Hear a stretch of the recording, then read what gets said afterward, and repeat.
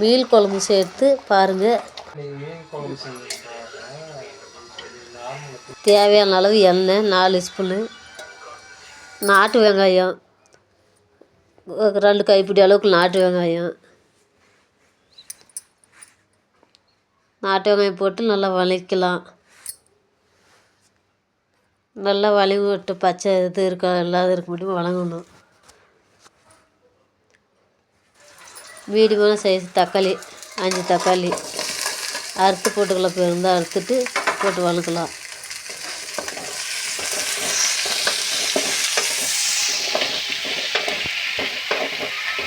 மீன் குழம்புக்கு நல்லா வதங்கி வரணும். கொத்தமல்லி தூள் 2 ஸ்பூனு,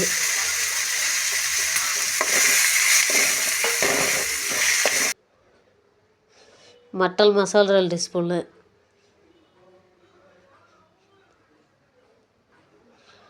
மஞ்சள் தூள் 1/2 ஸ்பூனு, மிளகாய் தூள் எல்லாம் நல்லா வதக்கிவிட்டு புளி ஊற வச்சிடணும். ஃபஸ்ட்டு ஊற வச்சுட்டு போடணும். சின்ன கொய்யாக்காய் ஜோடு புளி எல்லாம் போட்டு வதக்கலாம். நல்லா வதங்கி வரட்டும்.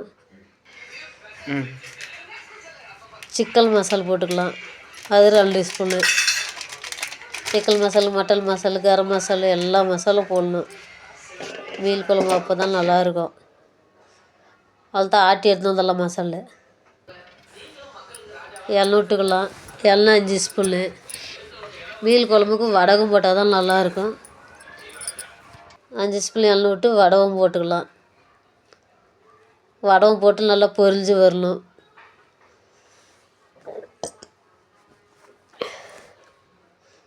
பாருங்கள், நல்லா பொரிஞ்சு வந்துடுச்சு. கருவேப்பிலை போட்டுக்கலாம்.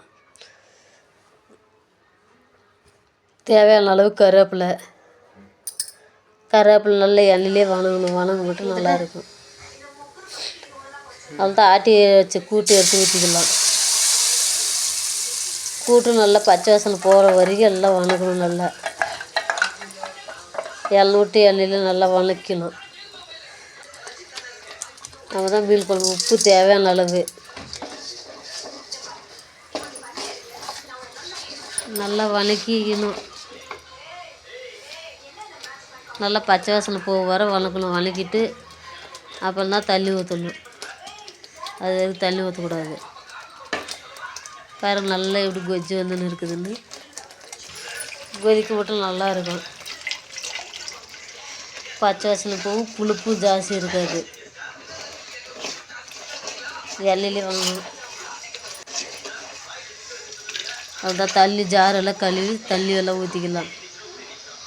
தண்ணி தேவையான அளவுக்கு தண்ணி வச்சுக்கணும். மீன் குழம்புக்கு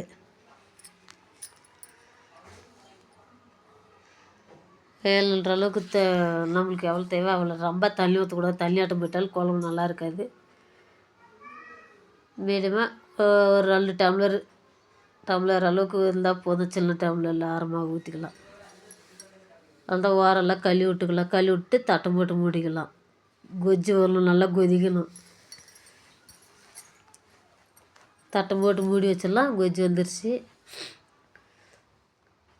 பாருங்கள், நல்லா கொஜ்ஜின்னு இருக்குது.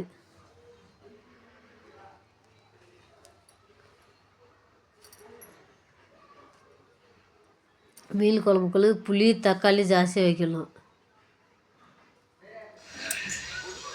புளிப்பு இருந்தால் தான் மீன் குழம்பு நல்லாது. மீன் போட்டுக்கலாம். கொஜ்ஜி வந்துடுச்சு. மீன் போட்டுக்கலாம்.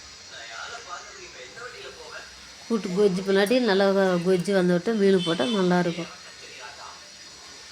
மீன் போட்டு ஒரு 10 நிமிஷம் கொதிக்க விடணும். நல்லா மீனெல்லாம் போட்டு வச்சு கொதிக்க விடலாம். தட்டை போட்டு மூடி விட்டுட்டு அது கொஜ்ஜி வரும்.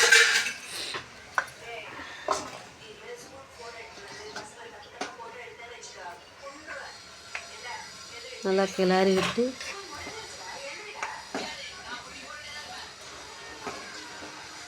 மூடி வச்சிடலாம். நல்லா கொஜ்ஜி நல்லா வெந்து வரட்டும். ரொம்ப நேரம் வேகக்கூடாது. ஒரு 10 நிமிஷம் வெந்தால் போதும். எல்லாம் ரொம்ப நேரம் விட்டால் கொஜ்ஜி ஆயிரும். கலந்து வந்துடும் எல்லாம். பாருங்கள், நல்லா கொதிக்குது. குழம்பு ரெடி, மீன் குழம்பு. சூப்பராக ரொம்ப டேஸ்டியான குழம்பு. கொத்தமல்லி போட்டுக்கலாம். அதான் ஸ்டவ் ஆஃப் பண்ணிக்கலாம்.